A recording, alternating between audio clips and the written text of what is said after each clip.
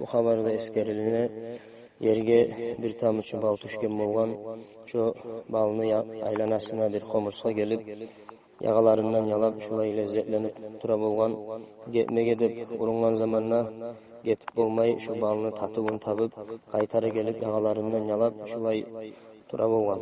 Artta da bu komursa oylaşkan, toktaşkan şu balını içine girip şundan köp keriller lezzet almağa. İçine girmege de girgen nuvayta çıkmağa urungan zamanna çıkıp bulmayı ayakları batılıp eri talaşıp beri talaşıp şu balını içinde ölmege de ölgen nuvayta. Alimler ayta fukahalar dünya nizattır nuvayta. Dünya şu bir tamıçı bal yemek zattır nuvayta. Kim şu yağaların ağısına zatqa razı olup azzatqa butulluq etip toxtagan zamandan şu adam kurtulacaktı bayta.